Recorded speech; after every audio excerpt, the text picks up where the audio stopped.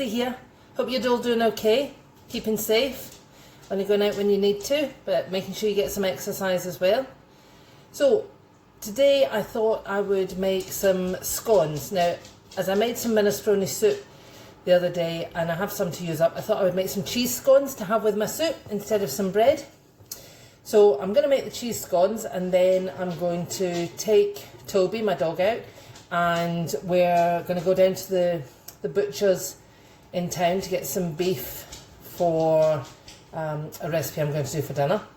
And then we'll come back and have minestrone soup and cheese scones. I think that sounds really nice. So, cheese scones. These are especially for those who aren't so keen on sweet things, and I know for sure that Emily, hi Emily, she loves a cheese scone, so she does. So here we go. What I've done is I've weighed out the salt to start with. Now it's 5 grams of salt. I'll put the recipe at the beginning of the video again so you've got it. Now the salt is only 5 grams of salt, which is quite a small amount to weigh. I don't know if you can see it in the bottom of the bowl there. So what I've done is I've also measured it as well. So the 5 grams of salt, if your scales aren't great for measuring just small amount, it's a level teaspoon of salt. Okay, so a teaspoon's a small one, the one you make your cup of tea with.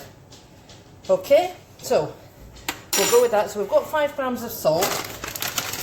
Oh, and then we're going to add in some self-raising flour. I'm getting short on this, and at the supermarkets don't have any. But I did manage to get some baking powder the other day, so if we can't and we've only got plain, then we'll just need to make our own, which I'll tell you about if we get that far. Okay, and then we're going to add in 65 grams of, again I'm using this, you see, it's called Willow. It's a bit like butter, a bit like margarine, a little bit cheaper than butter. I like it to use it for baking. But if you've only got regular margarine or the spreadable, you know, like the spreadable butter, you can use that as well. So I'm just breaking that into small pieces, cutting it up. There we are, right, nearly there. There we go, 65 grams. So we've got the flour, the margarine, and the salt. Okay, and we're going to start rubbing it together like we did for the rock cakes. We're just going to use the tips of our fingers. We don't want to be using the palms of it. Keep it nice and cool. Again, the margarine was straight out of the fridge. Okay, and then we're going to add, after this, we're going to add some cheese. So I went into the fridge and I had got some cheddar, and I'd also got a little bit of parmesan that needed using up. So it's 65 grams of cheese. You can add any cheese you like. I like to do it sometimes with red Leicester. If you like blue cheese, you could add some blue cheese. If you've got some, I know sometimes you can get cheese that's got maybe like chives or onions or cranberries, anything at all. So it doesn't matter what kind of cheese you have, you just grate it up and you will need 65 grams. Okay.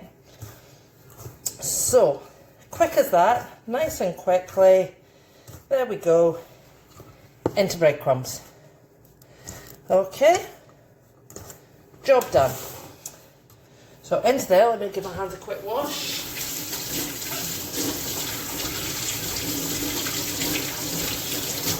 Right, here we go. So into there, we're going to add 1 teaspoon of mustard. Now this is the mustard I happen to have in the fridge. You can use this kind, you can use whole grain, Dijon, any kind at all. Or if you're not so keen on mustard, you don't need to put any in at all. It just helps to bring the flavour of the cheese out. Okay, so there we go with our mustard, and here's the cheese. I've got it already grated. Oh, that's the sunshine. Okay, already grated. Say this is some parmesan and some cheddar. Add whatever you fancy. Okay, there we go, in with the cheese, and then I've weighed out the milk, 1/4 pint of milk. Let's just give that cheese a little bit of a mix in. There we go. I'm going to pour the milk straight in. All of it goes straight in. Okay, I'll start mixing it with the spoon, and then I'll go in with my hands. Wash my hands before I started. I'm giving them a quick wash there to get the flour off. Right, so we're nearly all mixed up. So we'll get rid of the spoon and we're going to mix it together until there is no dry mixture left in the bottom of the bowl. Okay, the scone mix has gone quite yellow with that mustard, but that's absolutely fine. It's going to add lots of flavour, make it really nice and cheesy.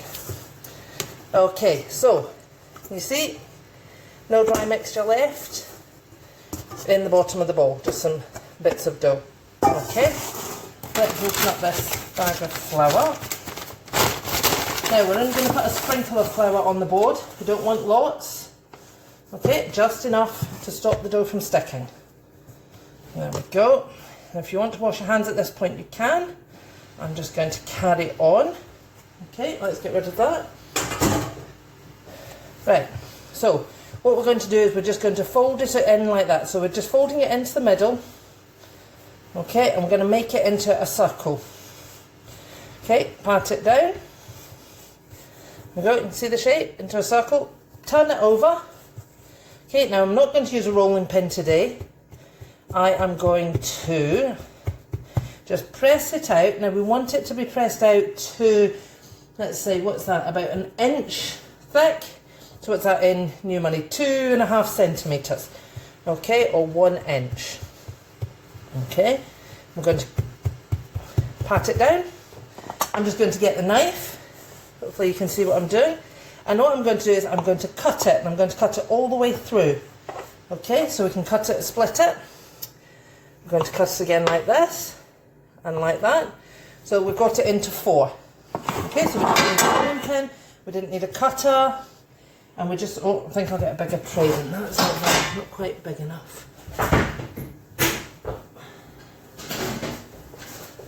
There we go, bigger tray. And we're just going to pop the 4 scones onto the tray like that. Oven's already preheated, so I've had the oven on ready. I did that at the very beginning, and it's on at 175 degrees. Okay, and we're just going to pop them straight in on the middle shelf. There we go. And I'm going to give those, I'm going to give them 12 minutes again. 12 minutes seems to be my magic number. I'll give it 12 minutes and then I'll check them and I'll come back to you. Okay, see you soon. Right guys, right, 12 minutes was nowhere near long enough. So I'm having some problems because normally I just put things straight in the oven and have a look, see if they're ready. If I think they're ready, I take them out. So when people ask me how long does something take to bake, I don't know. So I'm having to time things as I'm going along. So I said 12 minutes, it hasn't been 12 minutes. I checked at 12 minutes, it's now been 20 minutes, and I think that's the perfect timing to take them out the oven. So here we go. Remember, it's going to be hot when you open the oven, so let some of the heat out. There we go.